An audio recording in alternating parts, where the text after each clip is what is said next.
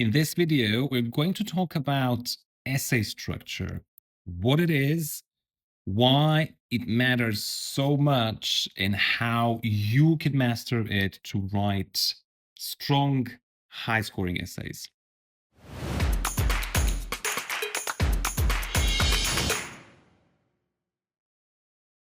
The main message I want to get across is this. An IELTS essay, or any essay, is a highly structured piece of writing. It's not a place for your creative expression or personal storytelling. It's academic for a reason. Every sentence has a purpose. Paragraphs are organized in a very specific way. There's a structure, and your job is to follow it. This doesn't mean you can't be creative. You absolutely can and should be, but not with a structure. You should be creative with your ideas, with your examples, and most importantly, with your language. But when it comes to structure, you need to be disciplined because that's what makes your writing academic. That's what helps the reader follow your argument. And eventually, that's what gets you a higher score in the IELTS exam. So let's start with the basics. What is an essay? Well, an essay is an academic piece of writing, and this word academic is really important. It tells us a few things right away. It means the writing is formal, but more importantly, it means the essay is structured. It follows a clear pattern, it's a format, and it has a specific purpose. In the IELTS test, that purpose is usually to present an argument, to explain an issue, or to discuss different views on a specific topic. You might be agreeing or disagreeing with a statement, suggesting solutions to a problem, or evaluating causes and effects. But no matter what the exact question is, the goal is always the same: to express your ideas clearly, logically, and within a structure that the reader can easily follow. Getting used to that structure will take some time, and that depends on how much experience you already have with academic writing. But that structure is the foundation. Think of it as the skeleton of an essay. Without it, everything falls apart. Let's connect what I've said so far to the official IELTS writing criteria, because this is really important for you to understand. If you look at the task response criteria for band 6, it says an appropriate format is used. What does that mean? Well, it means your writing has to look like an essay with a clear introduction, body paragraphs, and a conclusion. It has to follow that basic structure. If it doesn't, even if your ideas are amazing, you're not getting more than band 5 for task response. Now, let's look at band 7 for task response. It says a clear position is presented throughout the response, and main ideas are extended and supported. This is directly related to essay structure. You can't extend and support ideas without proper paragraphs. You can only present a clear position if you know how to write your thesis statement. Now, if we look at the coherence and cohesion criteria, band 7, it says information and ideas are logically organized.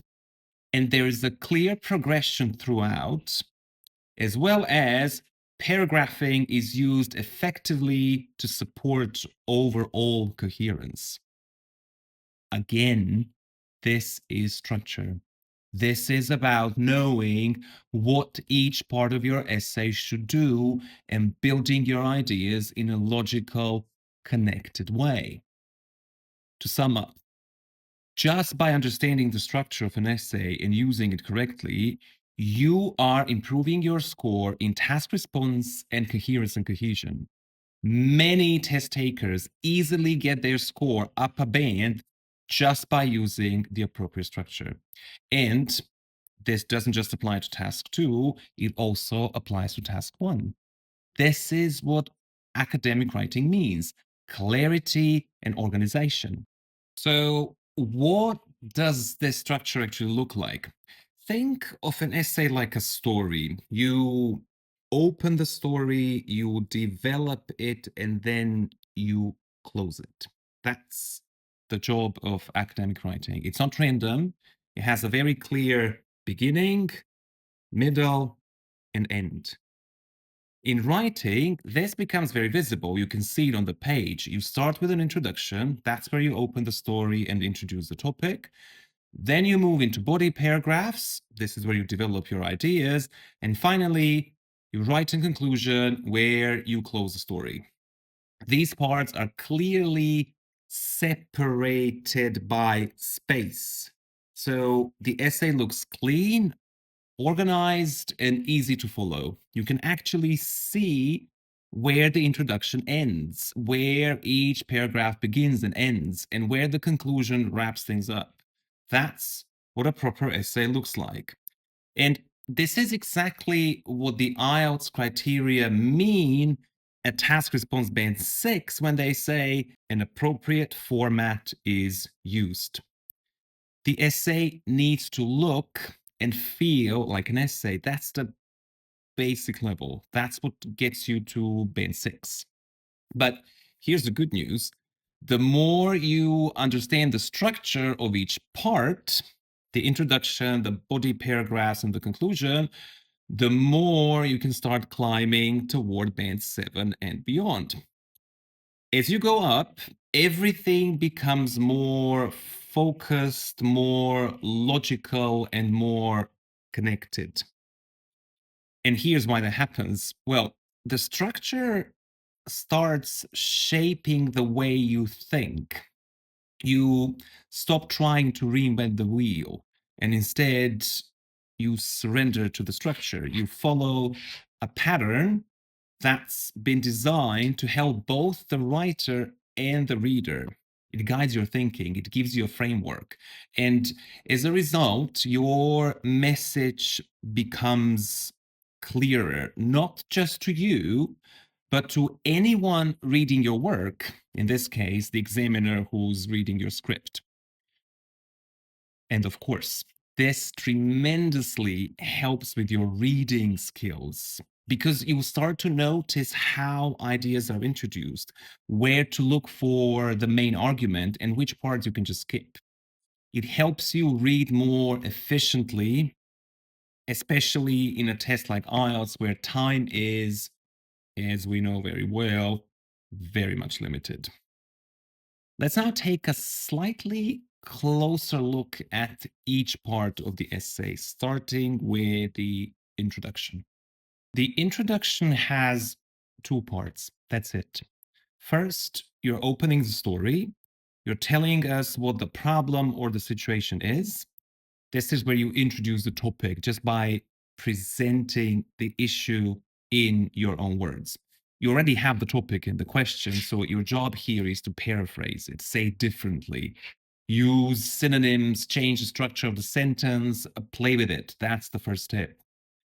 Then comes the second part, your thesis statement. This is where you respond to the topic. You tell the reader exactly what your essay is going to do.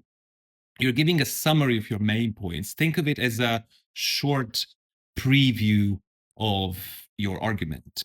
So again, paraphrase the topic, write your thesis statement.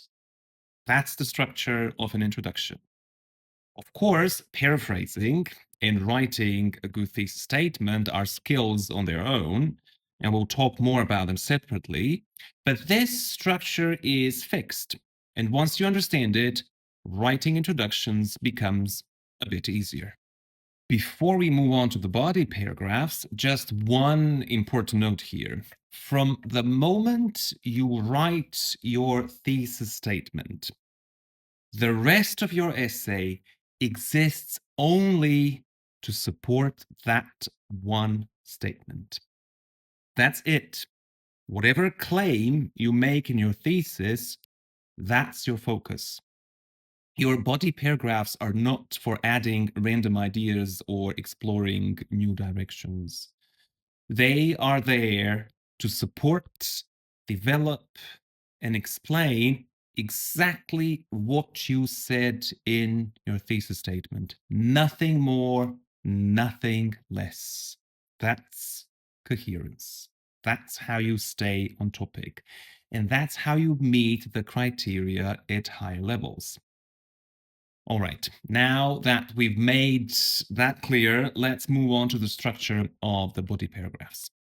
Body paragraphs are the core of your essay. That's where your ideas are developed and explained. Each body paragraph follows a clear structure and it starts with a topic sentence. This is the opening sentence of the paragraph, but it's not just a random sentence, it's the summary of the whole paragraph. It tells the reader what the main point of that paragraph is going to be. And here's the key. The topic sentence must be directly connected to your thesis statement. Why? Well, because that's the whole point of the paragraph, to support the argument you made in your thesis. The topic sentence is like a smaller claim that helps you build your larger claim. Then the rest of the paragraph is just there to support the topic sentence. Again, nothing more, nothing less. You explain it, you give examples, you develop the idea, and you don't go off topic. You don't add anything that doesn't belong.